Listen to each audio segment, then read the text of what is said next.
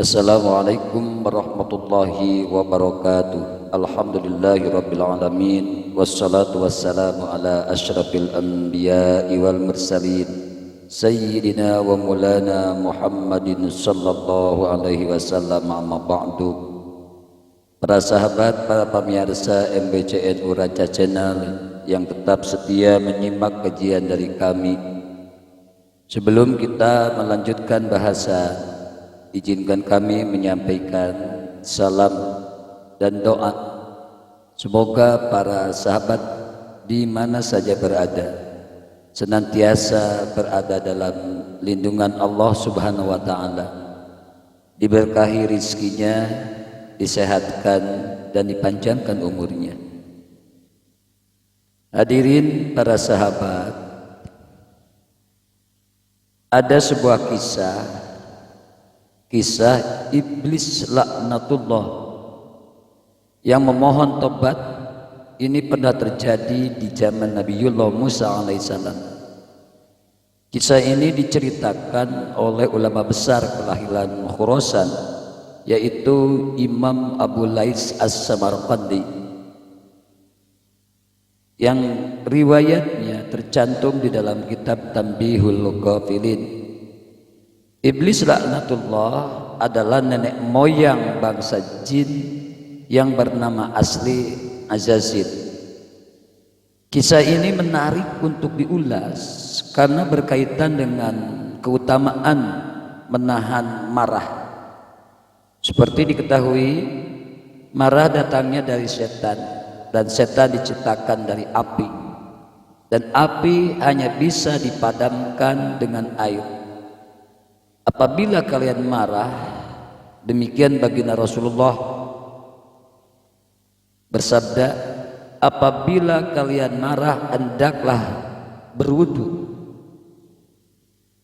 Dikisahkan iblis laknatullah ini datang kepada Nabi Musa dan berkata, wahai Nabiullah Musa, engkaulah yang dipilih Allah Ta'ala untuk risalah, dan Allah langsung berkata-kata kepadamu, sedang aku hanya seorang makhluk biasa yang ingin juga bertobat kepada Tuhan, maka tolonglah aku, semoga dapat diterima taubatku.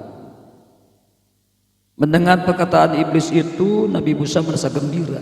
Lalu beliau berwudu dan sholat, kemudian berdoa kepada Allah, ya Rabb, iblis laknatullah adalah makhlukmu, ia akan bertobat, maka terimalah tobatnya.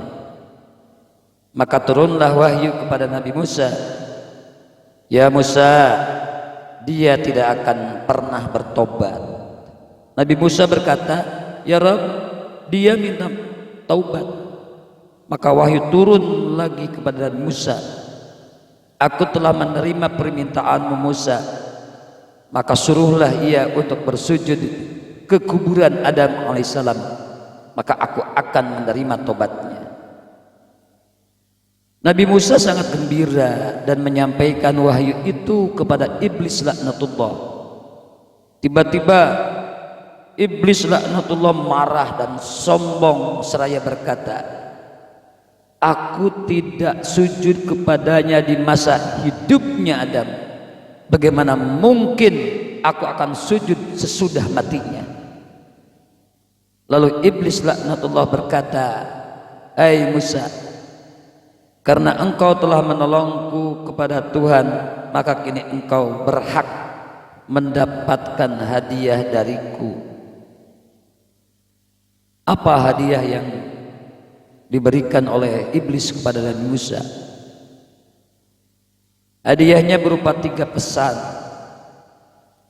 Iblis berpesan kepada Nabi Musa tentang 3 hal.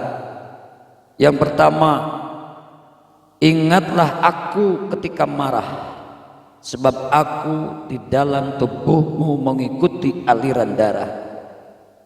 Yang kedua, ingatlah aku ketika menghadapi musuh di dalam peperangan, sebab aku datang kepada anak Adam untuk mengingatkan kepadanya, kepada istri, anak dan keluarganya serta harta-hartanya, sehingga orang tersebut lari ke belakang dan meninggalkan medan juang.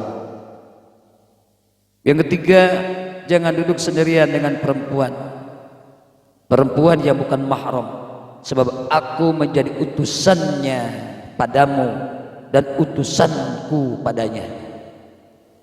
Singkat kisah, keinginan iblis untuk bertobat ini tidak terwujud dikarenakan sifat sombong dan marahnya kepada Nabi Adam. Iblis masih menyimpan dendam dan enggan untuk bersujud kepada manusia pertama dan bapa seluruh manusia itu. Semoga kita dipelihara dari kejahatan iblis dan sifat marah yang diwarisinya. Kemudian dikisahkan lagi dari Wahab bin Munabbah. Beliau berkata, ada seorang ahli ibadah dari Bani Israel yang akan disesatkan oleh iblis laknatullah, namun tidak berhasil. Suatu hari ia keluar untuk satu hajat, maka setan mengikutinya.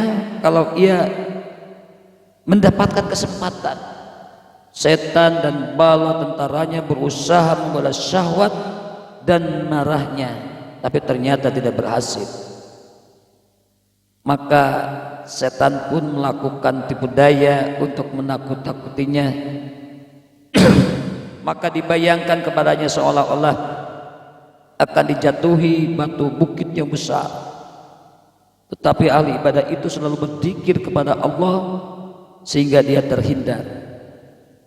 Terkadang setan menakutinya dengan ular ketika ia sholat, hingga melingkar di kakinya hingga kepalanya.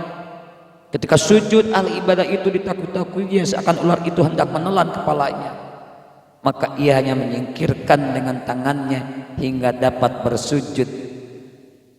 Ketika selesai sholat, setan datang kepadanya dan berkata, saya sudah berusaha untuk menyesatkanmu, tetapi tidak berhasil. Kini saya akan berteman saja denganmu. Mendengar pengakuan setan itu, ahli ibadah berkata, saat engkau menakutiku, alhamdulillah aku tidak takut. Demikian pula sekarang, aku tidak ingin bersahabat denganmu. Lalu setan itu berkata, apakah engkau tidak tahu bagaimana keadaan keluargamu sepeninggalmu? Ahli ibadah itu menjawab, aku telah mati sebelum mereka. Kemudian setan berkata, lalu apakah kamu tidak bertanya padaku bagaimana aku dapat menyesatkan anak Adam? Ahli ibadah kemudian melanjutkan perkataannya, baiklah, bagaimana kamu menyesatkan anak Adam? Iblis menjawab, aku menyesatkan mereka dengan 3 hal. Yang pertama, bakhil atau kikir. Yang kedua, marah. Dan yang ketiga, mabuk. Manusia apabila bakhil atau pelit, maka ia enggan mengeluarkan hartanya untuk menunaikan kewajibannya. Apabila ia pemarah, maka setan akan mempermainkannya seperti anak kecil bermain bola. Meskipun ia dapat menghidupkan orang mati dengan doanya, setan tidak patah harapan untuk menyesatkannya, sebab ia membangun dan setan akan merobohkan dengan satu kalimat saja.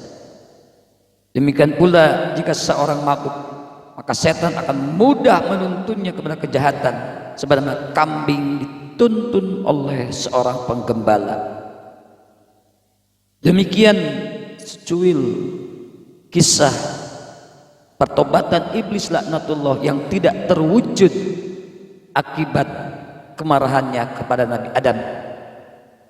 Iblis dan bala tentaranya juga memberitahukan rahasia bahwa kemarahan mencakup seluruh kejahatan. Maka dari uraian singkat ini, pesan yang bisa kita tangkap dan bisa kita ambil adalah jangan marah, jangan sombong. Iblis laknatullah adalah seorang yang alim. Dia mengetahui banyak hal, Tapi iblis laknatullah adalah penghuni neraka jahanam yang paling pertama. Penyebabnya adalah kesombongan. Jangankan orang yang belum masuk surga, iblis yang dulu pernah menjadi penjaga pintu surga, pernah menjadi komandannya para malaikat, sehingga ia mendapatkan gelar Azazil, mendapatkan panggilan Azazil. Dia harus terusir dari surga karena sifat sombongnya itu. Semoga Allah Subhanahu wa taala bisa melindungi kita dari sifat-sifat yang buruk seperti sifat sombong. Demikian, terima kasih, semoga ada manfaatnya. Wallahul muwaffiq ila aqwamit thoriq. Wassalamualaikum warahmatullahi wabarakatuh.